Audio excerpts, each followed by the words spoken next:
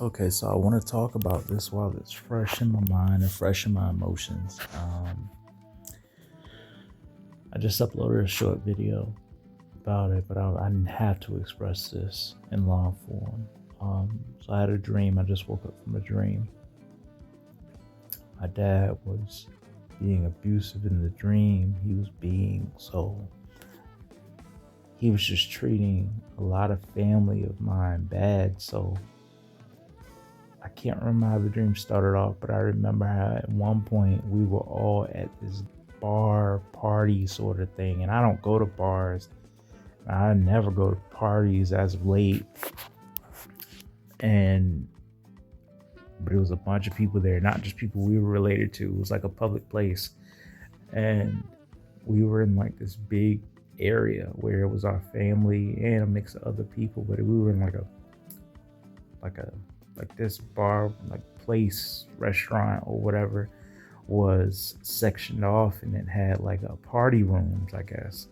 And so we're all in the family, and some other people were in this party room, and food on the table and stuff like that. And all of us are having fun, but my dad comes over to sit down, and or he says to everyone, like, "This is a buzzkill. Like, what are y'all doing? Like, this is boring." And it's just like his attitude was that of he was just super uninterested in the event, and him and my mother haven't been together for a while, um since I was born. And so, and he doesn't he come to my mother's side of the family, whatever. We used to be closer, but I guess with everybody in the world, as of recent with COVID, it separated a lot of people.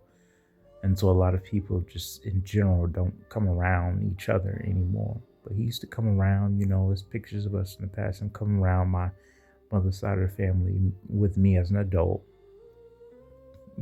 but he stopped coming around. A lot of people stopped, visiting each other. But anyway, back to the dream. Um, he was with us, and but he was just very distasteful. His presence was like he didn't want to, have anything to do with that side of the family. And he was making me feel like I was ridiculous for doing so, for being with my mother's side of the family, just having a day out, and we were all together. It was like I feel like a bunch of family presence. I recognized three people. It was my mother and two of my cousins, two female cousins. One is that is my age, and one that's the oldest. And it was those two, me, um, and my mother, the ones I could recognize in the dream. But there were a bunch of other family members, and he was just had this attitude. My father was just being so distasteful, like, y'all, like, what are y'all doing? This is like, what are y'all doing? This is a waste of time. And you, pointing to me, it's like you, you're ridiculous for even being here, being around them. And it's just like, man, I gotta go.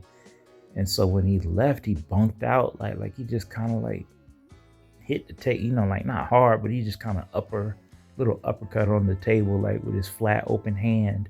It's like, I'm out of here, like sort of thing. And he stands up, he slides out of the booth, sitting right next to the oldest cousin, who was sitting next to the cousin that's my age, her younger sister. And I believe my mother was to my left. I felt her presence though, like she was there, sitting on my left, um, either right or left, I can't remember. But and my mother's still alive today. Thank the Lord. I love her so much, and I love my father. I love my father, but he, he's just very abusive in my past, and can still be. I'll describe more in a minute, but back to the dream. He gets up, he slaps the table open handed under the table, and just kind of just gets up, and he leaves. And so I kind of follow him like, hey, dad, like, what's going on? And he grabs my chest. Like he grabbed my shirt. We both were out of the booth out of this little party room at this point. And he grabs my chest, like, like, like palm to the chest. Kind of like, he didn't grab and pull my shirt like he used to do when I was a kid. He used to grab my shirt and yoke me up, or, like kind of grab and scrunch my shirt up and pick me up or whatever by the collar of my shirt, or yoke me around. But he didn't do any of that. He I mean, of course I was bigger in this dream. I was an adult. And at one point I remember saying that, like, I'm not a child anymore, but that's when it got really bad. But I'm at this point in the dream right now. So I'll describe that later. I'll explain that also later. But so he open palm hand. It's like I'm walking behind him. He turns and puts his hand back to my chest, to the right. Like his right hand. Like he turned it around. Notice I was following him. Right hand to the chest, to my left upper chest, my left upper pec, and like right over my heart. And he says, "Nah, you stay here." It was like, you stay here. And it sounded so familiar the way because that's how, it's just the way he used to say stuff was very condescending and like just painful.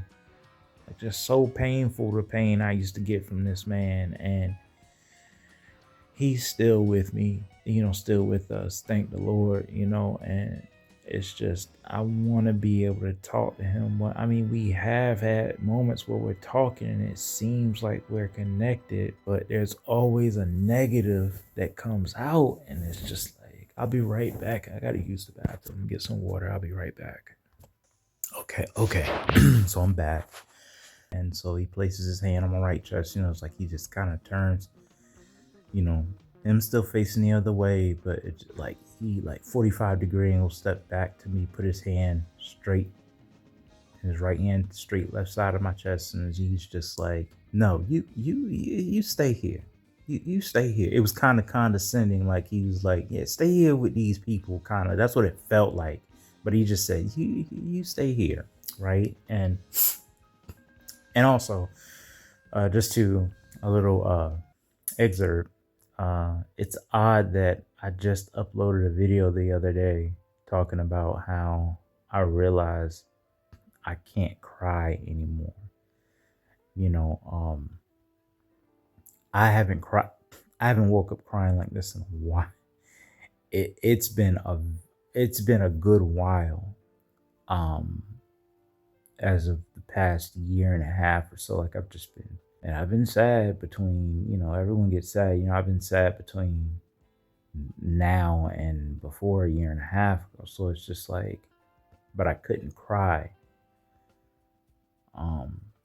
It's been strange, but this is my first time waking up crying that hard. Like, man.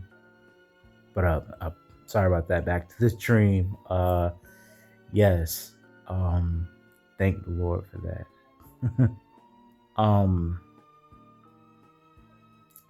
It's like God sent that my way. Maybe. I mean, I'm not sure. Dreams are insane. But back to the dream. So he does that, right? And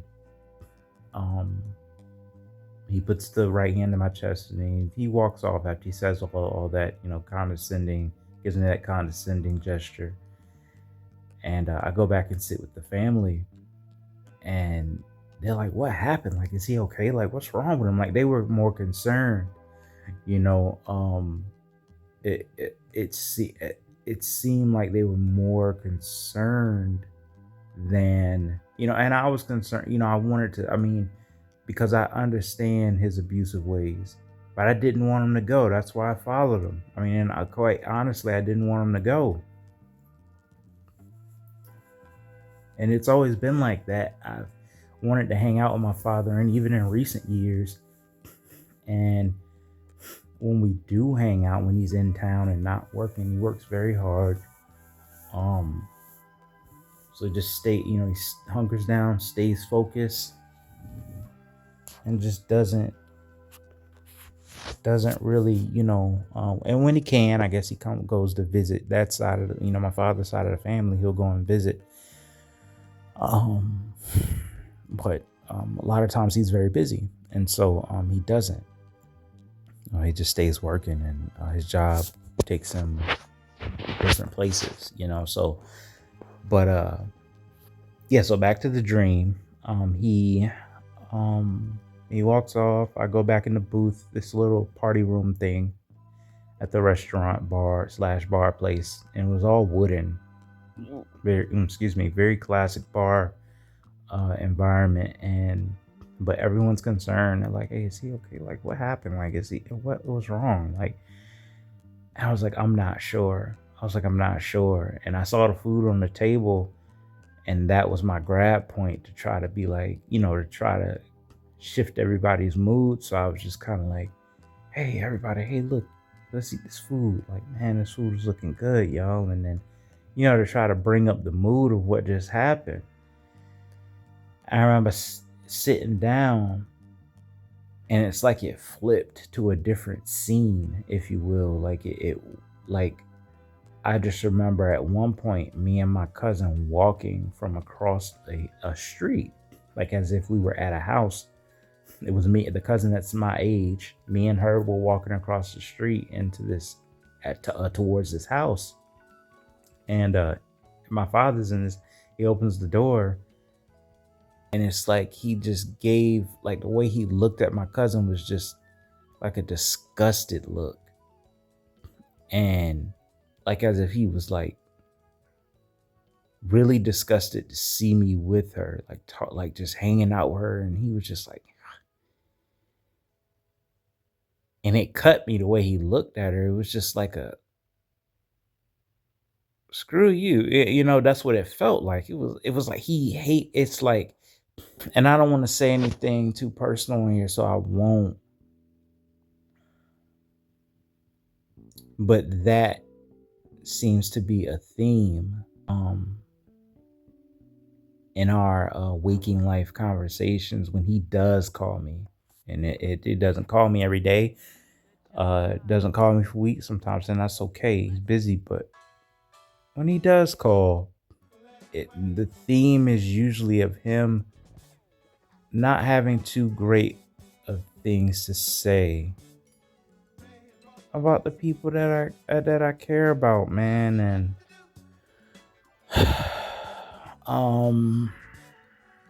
but yeah, we me and her. She's to my left, and I walk up and I'm really close to this cousin of mine. I was really close. We haven't talked in a while. A lot of family has just been distant.